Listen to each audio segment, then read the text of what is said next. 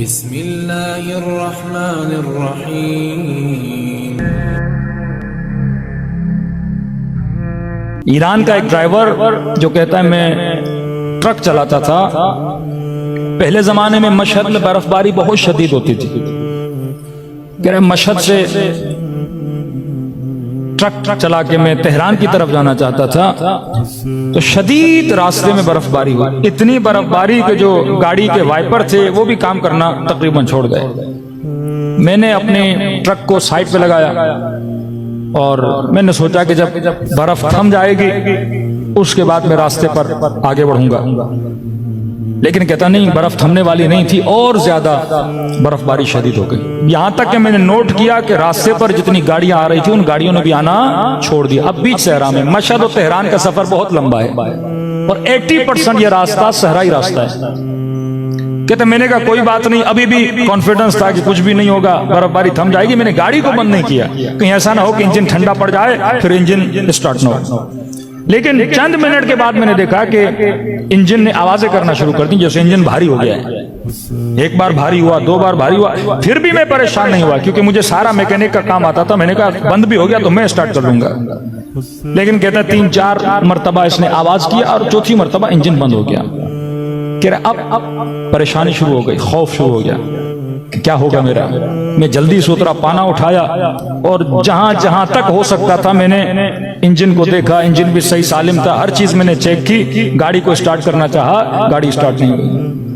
اتنے میں کہتا ہے میں گاڑی کے کمرے میں آ کے بیٹھ گیا، بس یہ تھا کہ اندر برف نہیں آ رہی تھی لیکن سردی وہی تھی جو باہر والی سردی تھی۔ اب کہتا ہے موت کی یاد آنے لگی مجھے۔ میں نے کہا ڈرائیور اب تو مر گیا، اتنی سردی، سامنے سے کوئی گاڑی نہیں، انجن بھی بند ہو گیا، اور آہستہ آہستہ میں نے محسوس کیا کہ مجھ پر غنودگی طاری ہو رہی ہے۔ میں سمجھ رہا تھا کہ یہ غنودگی نیند کی نہیں ہے، اگر آنکھ لگی تو یہاں میں مر جاؤں گا۔ کہا نہ کہیں اپنی نسلوں کے ذہنوں میں امامت کے نظریے کو مضبوط کرو گے تو یہ بچ جائیں گے۔ کہتے اچانک کسی مجلس میں کسی مولانا کا جملہ سنا تھا کہ شیعو ہم وہ ہیں جن کا امام زندہ ہے۔ تو کہتا ہے میں نے 3 مرتبہ زبان سے جملہ کہا یا صاحب الزمان ادرکنی، مولا میری مدد کو آئیے، مولا میری مدد کو آئیے۔ کہہ رہا جب یہ کہہ رہا تھا تو شاید ہمارے برادر یہ سوال کریں کہ اس نے یا اللہ مدد کیوں نہیں بولا۔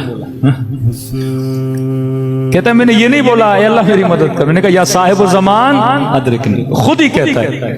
کہتا ہے مجھے شرم آ رہی تھی کہ میں اللہ سے مدد مانگوں۔ کہ کس بات پہ؟ کہتا ایک تو میں نماز کا پابند نہیں تھا، دوسرا یہ میرے اندر ایک گناہ کبیرہ کی بیماری تھی۔ تو اللہ بھی تو بولے گا نا اب جب مشکل میں آئے ہو تو ابھی میرا نام لے رہے ہو۔ تو میں نے کہا امام زمانہ کی آبرو ہے اللہ کے دربار میں، تو امام سے توسل کیا کہ مولا میں بہت گنہگار ہوں، آپ سے توسل کر رہا ہوں کہ اللہ کے دربار میں وسیلہ بن جائیں تاکہ میرے اوپر کوئی رحمت آ جائے۔ اور میں نے وعدہ کیا کہ آج کے بعد نماز کی پابندی کروں گا، اور وہ گناہ جو میں ممبر سے بتا نہیں سکتا، جو بہت کبھی گناہ کی عادت تھی اسے، اس گناہ کو میں کیا کروں گا، ترک کر دوں گا۔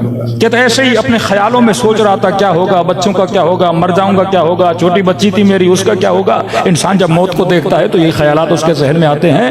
کہتا اتنے میں نے دیکھا اس شدید برف باری میں ایک شخص آ رہا ہے اور ہاتھ میں پانا ہے۔ کہتا میں نے یہ سمجھا کہ آگے کسی کی گاڑی خراب ہوئی ہے اور وہ مدد مانگنے کے لیے آ رہا ہے، تو میں نے اپنا شیشہ نیچے کیا، میں نے کہا جی آپ یہاں پہ کیا کر رہے ہیں؟ انہوں نے کہا آپ کیوں کھڑے؟ میں نے کہا میری گاڑی خراب ہو گئی ہے۔ کہا ٹھیک ہے میں آپ کی گاڑی کو دیکھتا ہوں۔ میں نے کہا میں خود میکینک ہوں، سب کچھ دیکھ لیا۔ کہا نہیں ہم بھی تھوڑا دیکھ لیتے ہیں، جب میں کہوں تو اسٹارٹ لگانا۔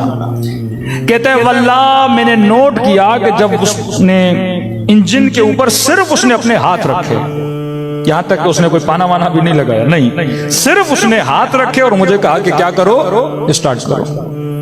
کہتے یہاں میں نے اسٹارٹ کیا، میری گاڑی کیا ہو گئی، اسٹارٹ ہو گئی۔ وہ پلٹ کے واپس آئے، لیکن میں نے کہا کہ دیکھیے یہ گاڑی پہلے بھی اسٹارٹ تھی، بند ہو گئی، اس کے اسٹارٹ ہونے کا فائدہ کیا؟ یہ پھر 10 کلومیٹر آگے جاؤں گا پھر بند ہو جائے گی۔ انہوں نے کہا نہیں اب بند نہیں ہوگی، یہ تجھے اپنے مقصد تک پہنچا کر رہے گی یہ گاڑی۔ میں نے کہا آپ کو کیسے یقین تھا؟ میں کہہ رہا ہوں نا اب یہ تمہاری گاڑی بند نہیں ہوگی مسجد کے ذریعے. تو میں نے کہا کہ اے بزرگوار آپ اتنی سردی میں کھڑے ہیں، آئیے میری گاڑی میں بیٹھیے، میں آپ کو آپ کی گاڑی تک پہنچاؤں. کہا نہیں کوئی ضرورت نہیں ہے. کہا آپ کی گاڑی خراب ہے، ذرا اس کو ٹچنگ کر کے یہاں سے لے جاتے ہیں. کہا اس کی بھی ضرورت نہیں. کہا میں آپ کی کوئی خدمت کر سکتا ہوں. کہا ہمیں کسی خدمت کی ضرورت نہیں. کہ اس وقت میرے جیب میں پیسے بہت تھے، ڈرائیور تھا. میں نے کہا آپ کو جتنے پیسے چاہیے جو میرے جیب میں آپ کو دوں گا. میں بغیر شکریہ کہ آپ کو کیسے جانے دوں؟ آپ نے میری جان بچائی، اتنی سردی میں اگر کوئی نہ ہوتا میں مر جاتا. کہ نہیں ہمیں پیسوں کی بھی ضرورت نہیں ہے، اپنے پیسے اپنے پاس رکھو. میں نے کہا کچھ تو کروں میں آپ کے لیے، بتائیے میں کیا کر سکتا ہوں آپ کے لیے؟ آپ نے جان بچائی ہے میری. کہا کچھ نہیں، بس جو تو وعدے کیے ہیں نا مجھ سے ان وعدوں پہ عمل کرو. کہ بس یہ کہنا تھا، وہ میری آنکھوں سے اوجھل ہو گئے. یہ ڈرائیور کہتا ہے میں گاڑی سے اترا، کبھی ادھر دوڑوں کبھی ادھر دوڑوں، کبھی گاڑی کے پیچھے جاؤں لیکن مجھے نظر نہیں آتے. کہتے ہیں گاڑی اسٹارٹ کی، وہاں سے لے کر گھر تک میرے آنسو نہیں رکے کہ میں کتنا بدبخت تھا. میرا امام زمانہ کھڑا تھا لیکن میں نے اپنے امام زمانہ کو پہچانا نہیں. کہتا دیر رات کو گھر پہنچا، اپنے بچوں کو سفرے پہ بٹھایا، بیوی کو سفرے پہ بٹھایا، اور میں نے کہا اے میری زوجہ، اے میرے بچوں، آج کے بعد زندگی گزارنے کا طریقہ میں بدلنے والا ہوں. آج کے بعد نماز وقت پہ پڑھیں گے. زوجہ کو کہا دیکھ آج کے بعد اپنے حجاب میں سستی نہ کرنا. بچوں کو سمجھایا کہ بچوں یہ کرنا.